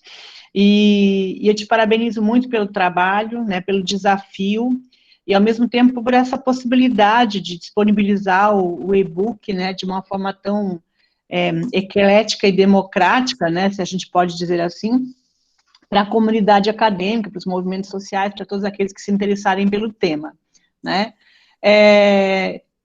Eu li a obra e gostei muito de todos os 4 ensaios, na verdade, né. O ensaio que culminou com essa viagem aí por como se encontra a EA nesses países dessa Latinoamérica e Caribe, foi uma visão bastante interessante para mim, um panorama que, confesso que eu ainda não havia adentrado nessa particularidade, né, desses países, de todos esses países, então a mim foi bastante interessante, mas talvez já por me conhecer eles um pouquinho, tu sabes que a ideia de mergulhar pelas dimensões que transcendem os limites físicos, né, mas que ascendem para os limites da física, da espiritualidade, do cosmos, da fenomenologia, né, são para mim uma grande paixão, né, uma grande paixão. E por isso mesmo, eu acredito que o ensaio que vai nessa direção, que traz esse mergulho com um pouco mais de vigor, diríamos assim, né, com esse propósito, ele chama muito mais a minha atenção, e aí eu me apego realmente com uma identidade que é tentar justamente trilhar um caminho, né, de busca por alguma luz no fim do túnel, diríamos assim, né, grosso modo, uma luz no fim do túnel, se é que isso seja possível falar dessa forma. Mas, quando a gente lê Ecologia Cosmocena, e quando a gente lê essa obra, a gente percebe que essa obra traz no bojo, né, todo esse momento pandêmico, né, o que existe, o que está posto ali pela pandemia, e também a própria crise que se avilta em função, né, em função dessa questão do movimento pandêmico, do quanto esse capitalismo se exacerba nesse momento pandêmico. E eu gostaria de colocar só um fatozinho curto para que tu pudesse refletir sobre isso e tu expandir a tua discussão sobre essa questão de a gente buscar uma transcendência, né, dessa visão capitalista, né, desse capitaloceno que a gente está falando. Em algum momento tu disseste que a gente deve evitar, né, voltar para a velha lógica econômica, né, tentando ultrapassar esses limites que estão postos de uma tendência capitalista. Aqui no nosso estado, por exemplo, a gente, de ontem para hoje, a gente tem circulado na mídia a ideia de um vídeo, né, do governo, do movimento sindical das escolas particulares, de que os estudantes devam voltar para a escola, porque as escolas particulares estão preparadas para lidar com a pandemia, e que a criança isolada ou adolescente preso, isso não é cuidar de vida. Adolescente preso não é uma forma de cuidar da vida, né? Então, que isso não seria nem econômico e nem sustentável. E aí a gente se questiona, né? O que é sustentável nesse momento, né? O que é, de fato, economicamente sustentável, o que é sustentável do ponto de vista de vida, mas o que é sustentável do ponto de vista da existencialidade enquanto essência, né? Enquanto essência, essa essência que transcende os limites do capitaloceno. Então, eu gostaria, assim, que a gente ficou muito incomodado hoje com esse vídeo, eu gostaria de ouvir um pouco a tua fala, a tua concepção sobre tudo isso, e essa forma de nós tentarmos, de fato, nos alimentarmos positivamente, nos alimentarmos de estudos, de lições, de textos, de artigos, que nos habilitem, talvez até epistemologicamente, para termos uma praxis que, de fato, contribua para um axioma e uma axiologia que sejam, de fato, emblemáticos para formar, né, uma nova panorâmica nesse viés pandêmico, se é que isso seja possível. Mas eu continuo militando por uma EA que realmente busca, na sua essencialidade, na sua existência, né, uma luz, né, uma dimensão que dê conta de que esse mundo ainda é possível, uma transformação maior ainda seja possível. Eu gostaria de te ouvir um pouco nesse sentido. Obrigada, viu? E obrigada e gratidão imensa por essa oportunidade. Agradeço a Michele, a GPEA, agradeço ao Vilmar, a condução do trabalho, né, maravilhosa. Obrigado, Fátima. Obrigado, Irineu. Agora eu queria passar para o professor Vilmar para as suas considerações. E aí o povo que ainda tem questões de apresentar já vai pensando que já está se dirigindo para a finalização. Obrigada, Vilmar. Vou tentar ser breve, né, diante da potencialidade dessas questões trazidas aqui, né, que, de certa forma, é um exercício que a gente está fazendo de pensar a existência juntos, pensar este momento junto. Em relação ao professor Irineu, gratidão. Suas ponderações excelentes. Penso que estamos olhando para a educação ambiental do mesmo ponto de partida e talvez alguns pontos de chegadas mesmos. No que concerne a questão do desenvolvimento sustentável, eu também não busco desenvolvimento sustentável, e essa temática, nós aqui no Sul não acolhemos muito bem em nossas pesquisas pela forma como ele se impõe, pela forma como ele veio. Então, o que eu percebi aí é do diagnóstico. O diagnóstico aponta uma necessidade, uma dependência do desenvolvimento sustentável em todos os programas de políticas educacionais da educação ambiental da América Latina. Vou dizer que o Brasil talvez seja o que menos aparece, mas não tem um tratamento mais denso sobre a questão. Um lugar que eu vi que trabalha o desenvolvimento sustentável a partir de 5 ou 6 vertentes é o México, que tenta trabalhar a visão social, cultural, tenta fazer, mas ainda assim, inclusive os eventos em educação ambiental na América Latina estão muito marcados por isso. E eu até estava pensando, Michele, esse pessoal tem muito financiamento para as pesquisas deles. CEPAL, ONU, UNICEF, financia muitos projetos com a mirada do desenvolvimento sustentável. E os diagnósticos que se tentam fazer na América Latina, e aí quando eu olho, é para ver qual é os países que estão buscando atingir os índices. Então, há uma visão colonizadora que traz para nós essa ideia. Eu concordo em gênero e número com o que o senhor disse. Se é desenvolvimento, né, não convergem esses dois nomes, desenvolvimento sustentável, porque o modelo que a gente conhece aqui é insustentável. Então, acho bem interessante. O segundo conceito de emergência climática, eu vou precisar estudar, né? Eu ouvi uma pesquisadora brasileira aí numa live para a Amped, para todo o Brasil, que ela falou sobre emergência climática, que a gente tinha que estudar isso aí. Então, eu vou precisar estudar, porque foi a primeira vez que eu ouvi. E eu sou humilde a dizer, não, vou precisar estudar sobre essa questão, porque sobre a mudança climática, a gente já vinha fazendo as leituras, né, nesse sentido, sobre justiça climática, e vou precisar me aprofundar sobre a emergência climática a partir dessa abordagem que o senhor traz e que Sato traz para nós.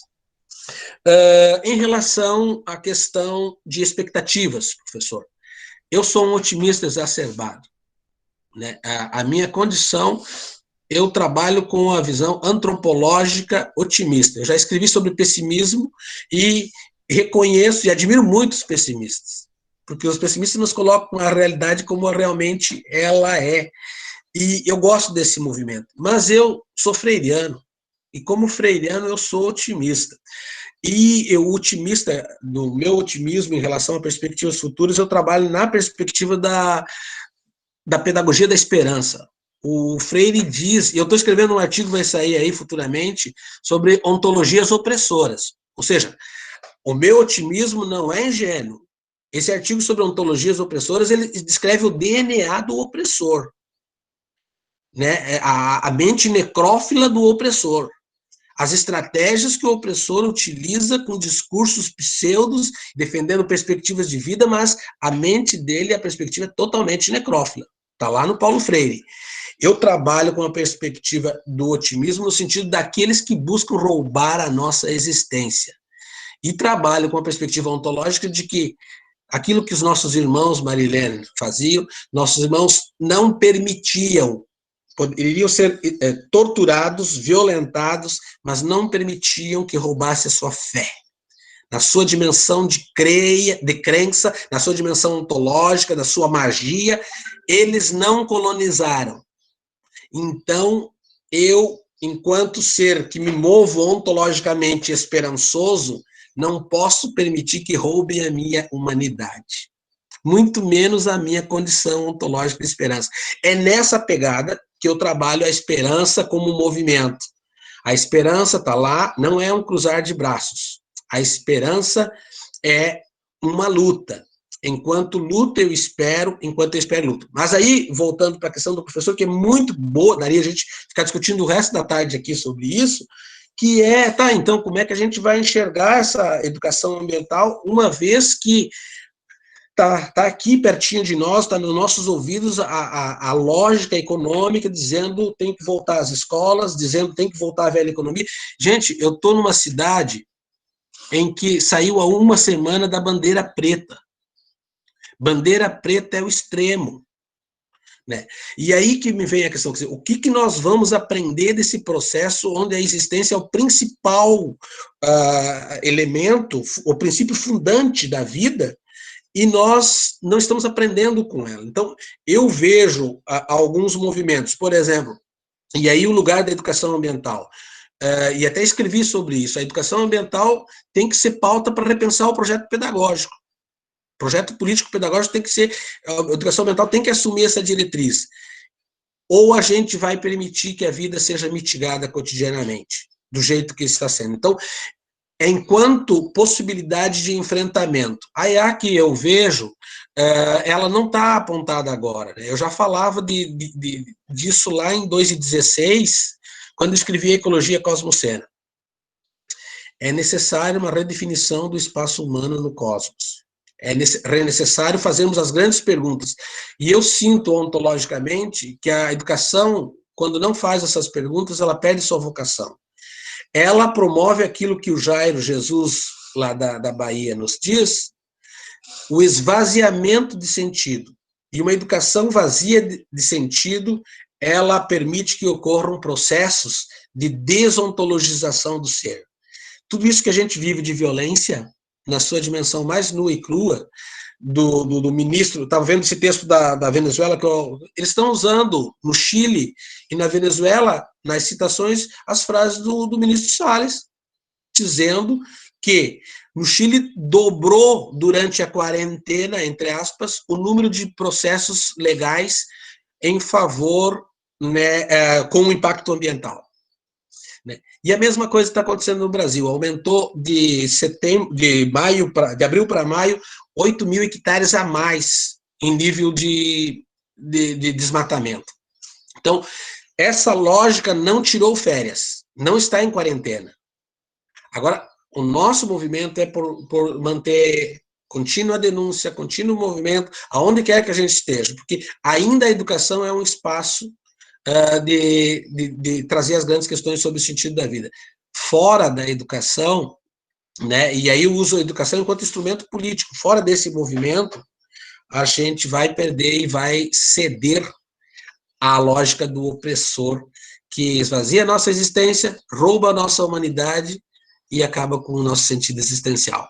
Então, é esse movimento. Eu, onde eu trabalho, estou fazendo esse movimento. Qualquer oportunidade que eu tenho, eu estou fazendo esse movimento. E aí eu penso que aí cada um de nós tem que fazer isso nos seus contextos. Mas é um desafio gigante, professor, porque as estratégias do opressor, como diz Adorno, são altamente racionais. Na Dialética do Esclarecimento, Adorno escreve como a racionalidade instrumental, estratégica, sistêmica, ela pensa tudo, diz Adorno, até o nosso gosto. E aí, quando a gente está pensando em estética e arte, até o nosso gosto eles pensam.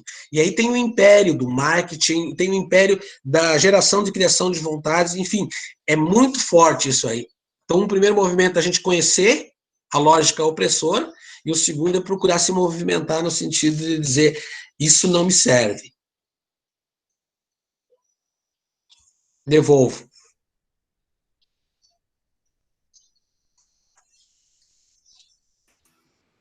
Ok, obrigado, querido. Obrigado, Mar. Mais alguém gostaria de ter alguma consideração?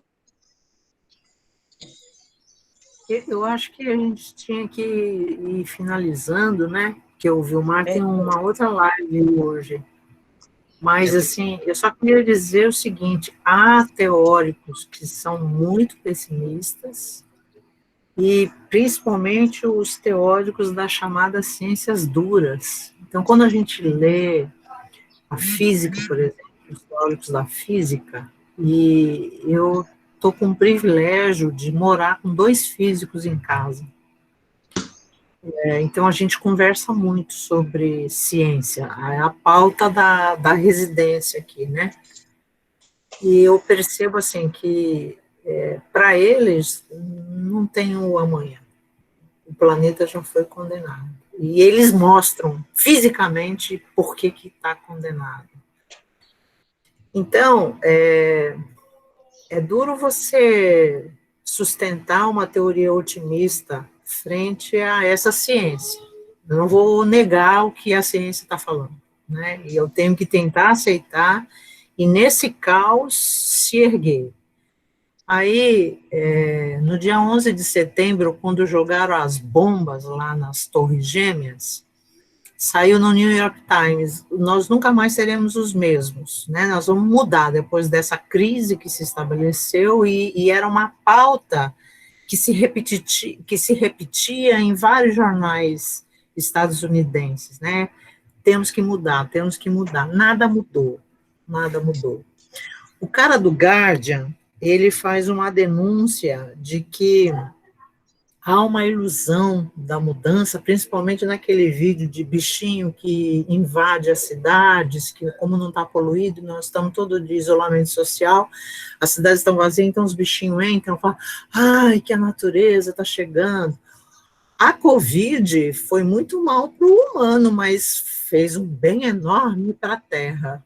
Né? Muito obrigada. Então, é bom a gente ter em mente que, enquanto a gente se recolhia e os bichinhos invadiam, o comércio do petróleo continuou exatamente o mesmo.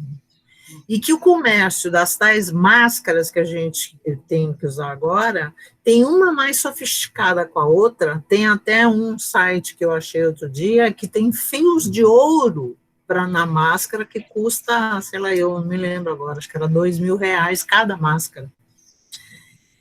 Então, você fica pensando assim, mas que mudança é essa? Né? Gente que eu conheço que votou no Bozo, que pegou a Covid e que ainda defende o Bozo.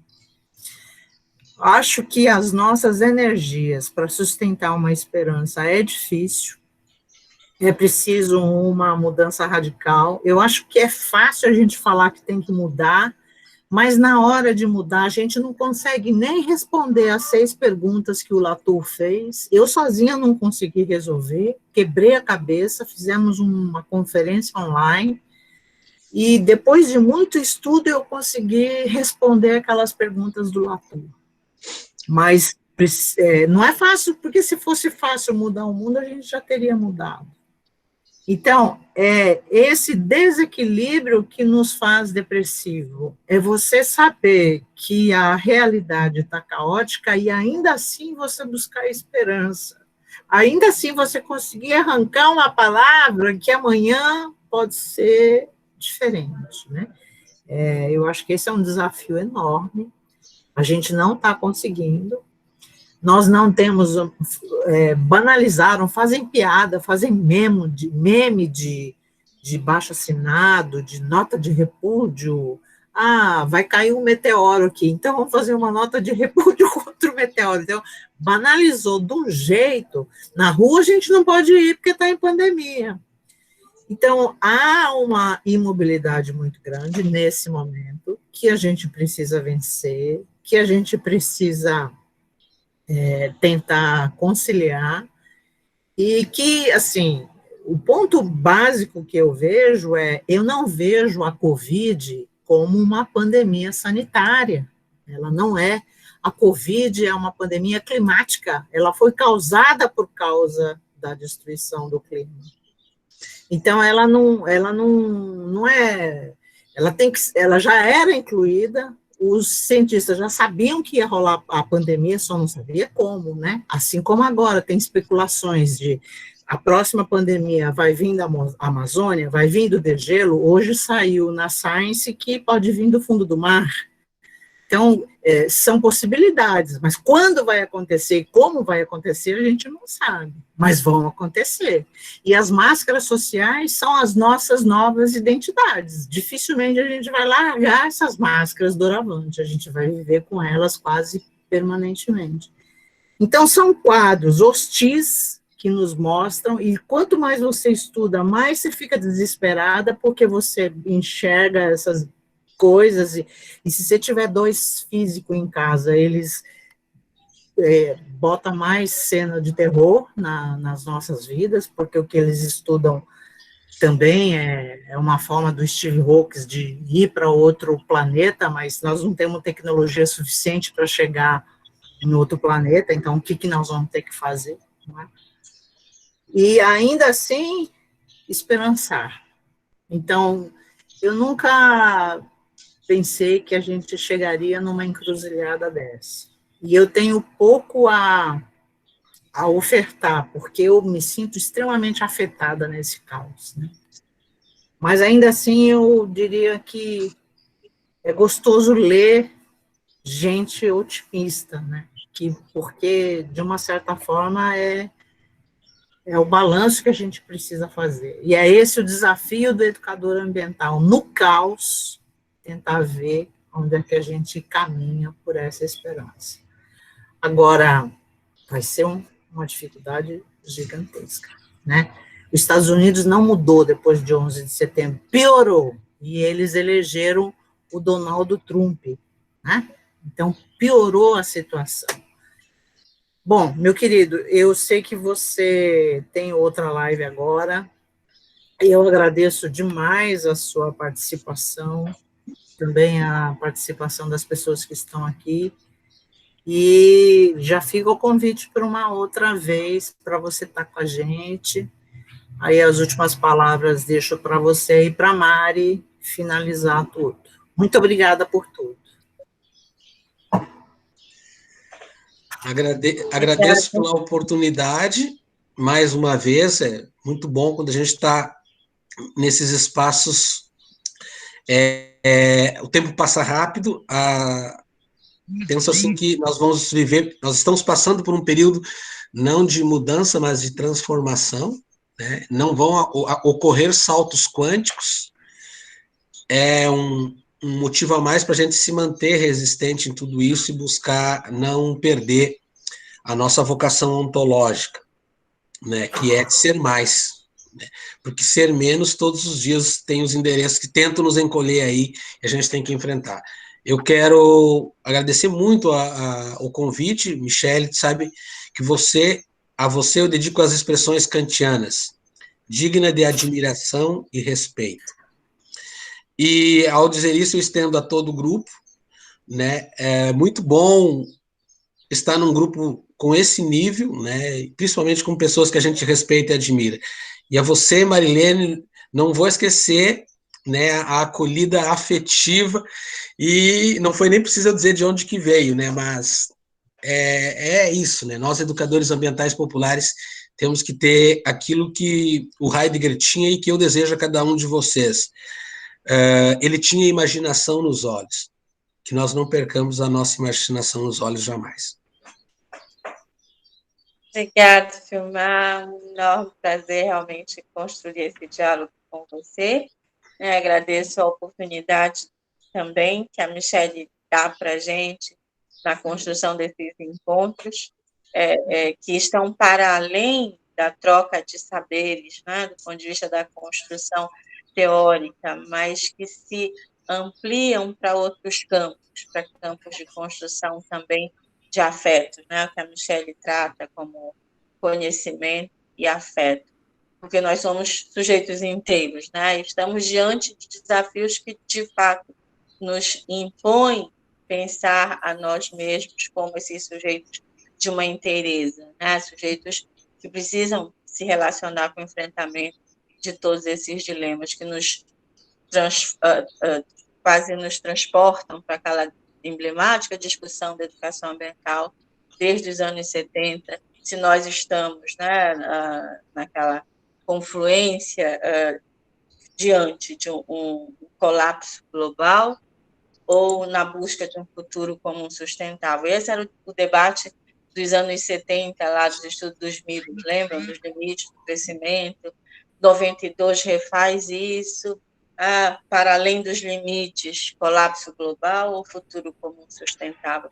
E a gente, tanto tempo depois, permanece, né, nesse embate, que acho que é o que nos envolve a todos, na construção do que seria essa nova ética, essa nova possibilidade de construir relação entre sociedade e natureza nos marcos, né, da construção cada vez mais acelerada, né, das assimetrias, das tragédias globais e dessa compreensão que vai apequenando e vai nos retirando da condição de humanidade. Então, acho que a educação ambiental e diálogos como esse só nos deixam mais, ao mesmo tempo, acho que é um debate, né? Se a gente consegue ser mais ou menos pessimistas, mais ou menos otimistas na construção dessa busca em torno do que é esse amanhã possível, se esse amanhã existe de fato, se o futuro existe, se ele não é só um futuro vazio. Então, a construção,